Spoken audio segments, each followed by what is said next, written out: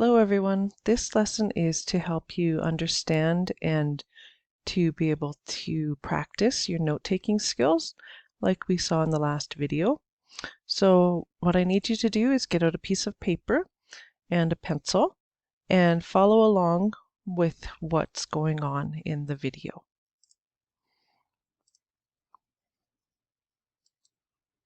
So the first one that we're going to work on is mind map notes. So when we do a mind map, then we're just jotting down ideas and seeing how those ideas are connected to each other. So I want you to start with your loose leaf paper. Make sure your left margin is on the left-hand side, that red line. And across the top, you've got the large space at the top.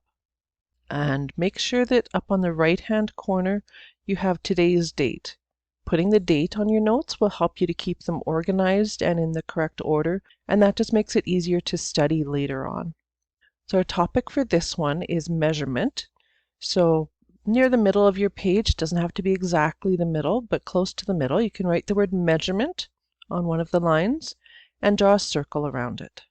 Then we're going to draw an arrow, and our first topic in measurement is going to be the metric system. In measurement, in Canada, we use the metric system to measure things. And one important thing to know about the metric system is that it's a base 10 system. So you can see how I've joined these ideas here, that all of the metric system is in the base 10. So this is how you can structure your notes to show related ideas. Metric system also use prefixes for understanding the different units, so that different prefixes have different meanings, but each prefix has a specific meaning as compared to the base unit that we use. Next topic is length. So when we talk about length, we're talking about measuring the distance between things. So we want to measure from one point to another point. It might be on the ground, it might be on a piece of paper, but it's measuring the distance between two pieces. The units that we use to measure length are millimeter, centimeter, decimeter, meter, and kilometer. And you can see those prefixes like we mentioned before.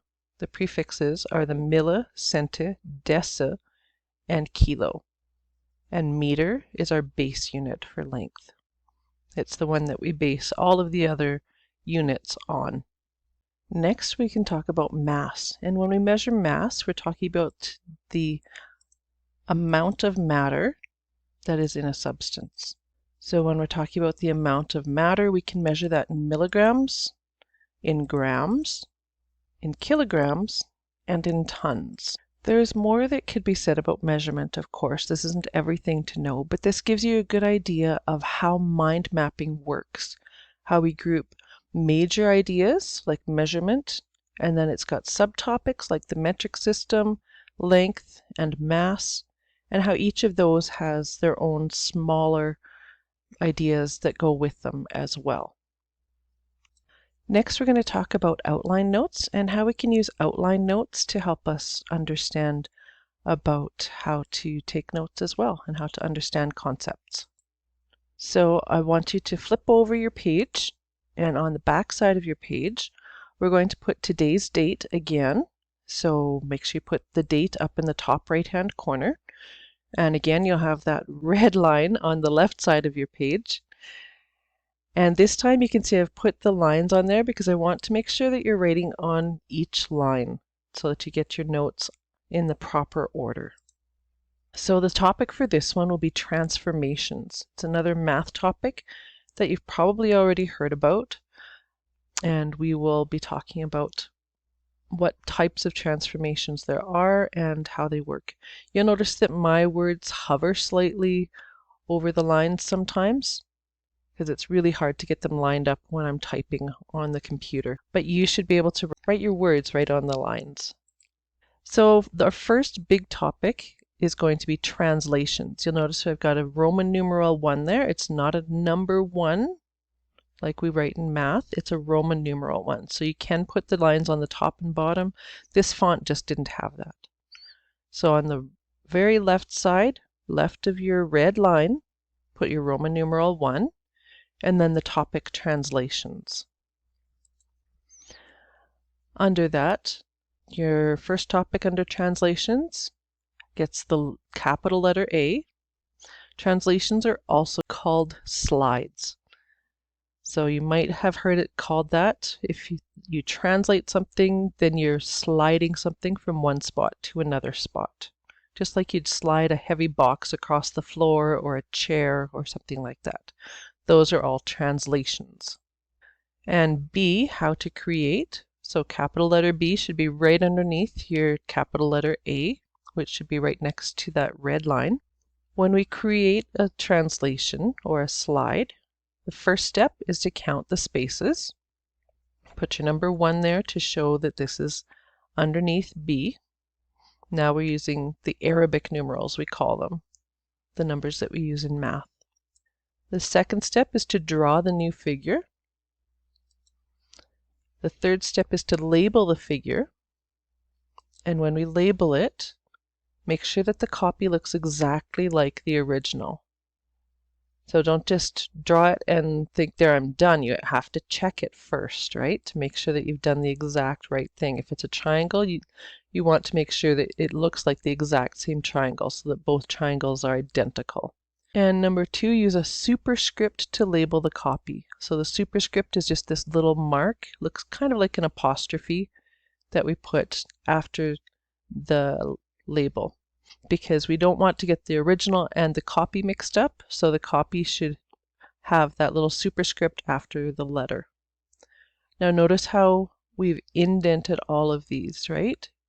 We start with the Roman numeral 1, then capital letters, then Arabic numerals, and then lowercase Roman numerals. If we went further, we could do a lowercase letter A and B and so on. But this is basically how it's done. Number 4, notice that number 4 comes straight under number 3, and number 4 is to draw the arrow to show the movement. Number 2, now we're going on to the next type of transformation. So we want to write this as a Roman numeral 2 to the left-hand side of the red line. And you'll notice that this title, Reflections, I ran out of space on this slide, so it's just copied over here onto the next slide, Reflections, right there. Under Reflections, A is to count the grid squares from the mirror line to the original. And B is to count from the mirror line to the new point. And C is to draw the new point. D, label the point. So this is how we create a reflection, right? They're pretty simple as long as you're counting the correct number of points from the mirror line. When we label the point, again, we use that superscript to label the new point.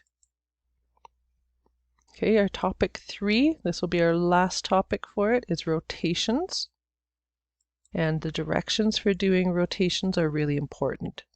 Rotations can go clockwise, which is the same direction that a clock goes, or they can go counterclockwise, which is the opposite way that a clock goes.